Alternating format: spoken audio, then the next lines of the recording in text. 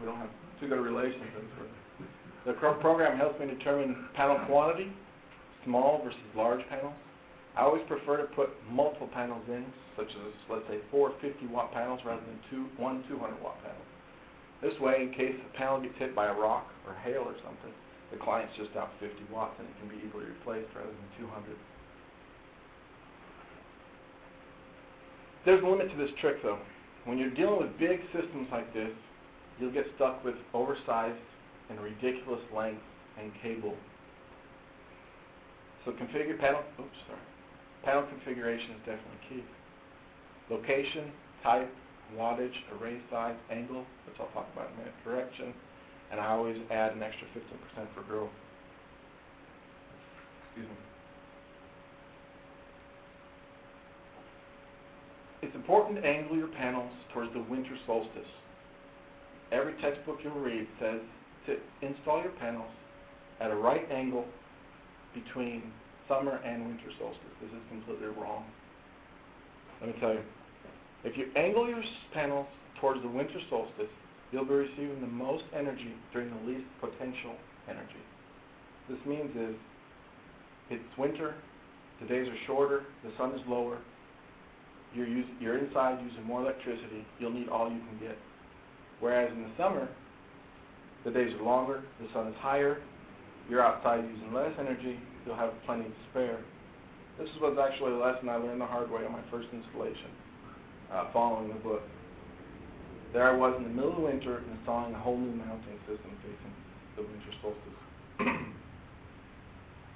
The program helps me develop base structure type, strength requirements, battery bank size, configuration, cable size, lengths, routes, controllers, gauges, excess dump devices.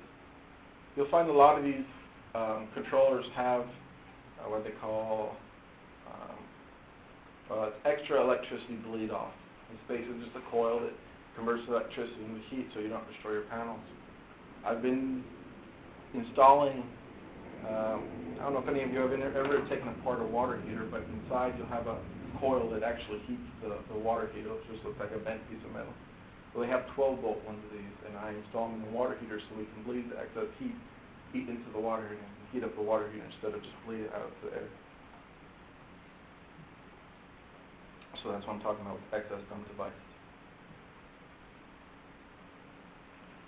Emergency backup or grid-timed buyback options, like I discussed before.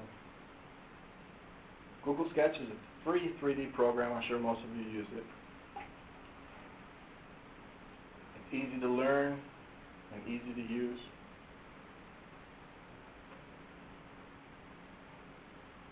It has shade input areas, including time of day, day of month, and month of year, so that you can visually see what obstructions such as buildings and trees and even your own solar array does on a panel,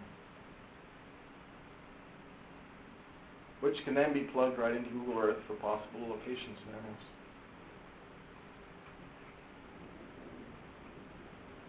The NGDC also has a great tool called Magnetic Inclination Calculator, available on their website at www.ngdc.noaa.gov.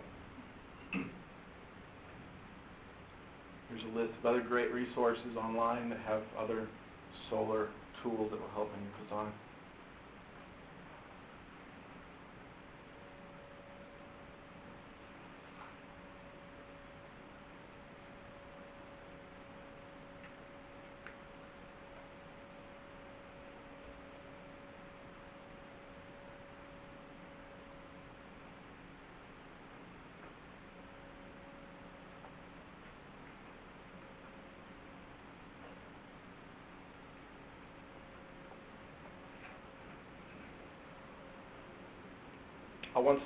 I'll once again need to be on site to oversee the implementation of the design, work out any problems that may pop up. I don't know if any of you ever seen the Solar Decathlon. This was a entry that we did for the New York, well, it was the University of Texas, but the Solar Decathlon in New York. They actually won third place.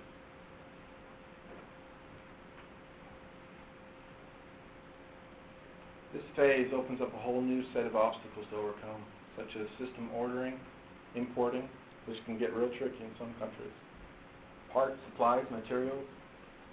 Most of these countries that don't have access to electricity don't have Home Depots in every corner. So we're often forced to compromise with our systems. I've had to use golf cart batteries, of course, trolling motor batteries, RV batteries, even car batteries. There's a point where these people have no energy at all. I'm going to put car batteries into their system if it means they're going to have energy for a year. I've had to cut jumper cables for cabling and melt my own aluminum cans to make wiring.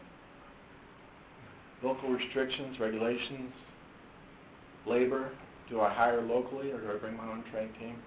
Tools and equipment, which I'll talk about in a minute. And community assistance or opposition. Many of these utility companies get a little offended when you start taking their money away. So we have to have security on site during the actual construction.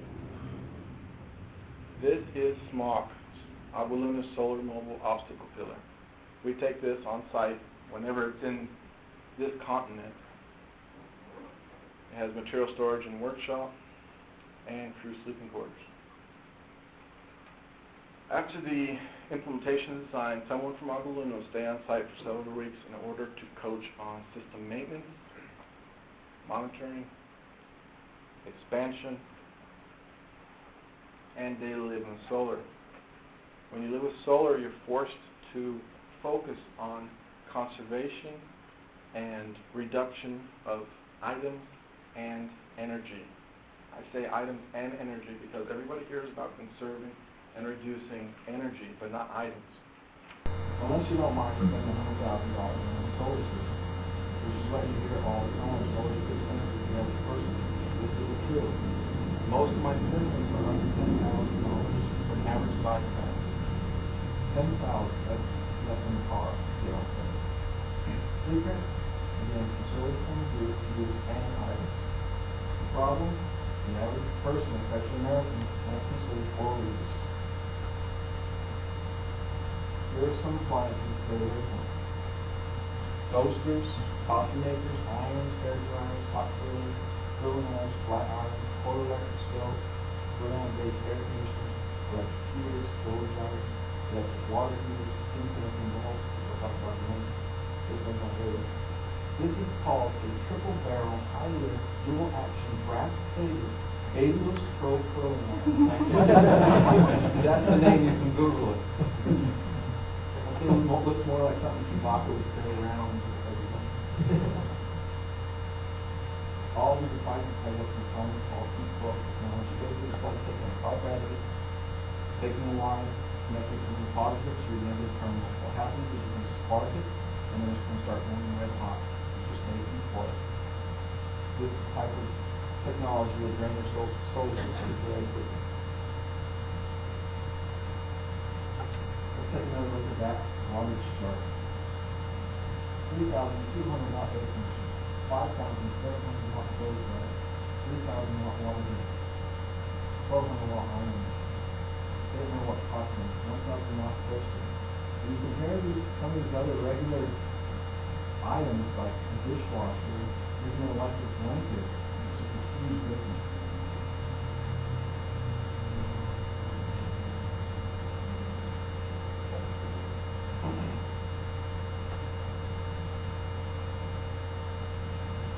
You'll learn very quickly that you can live without the toaster, the hair dryer, the garbage disposal, the trash compactor, the garage door opener, the doorbell, the clothes dryer, the dishwasher, the coffee maker.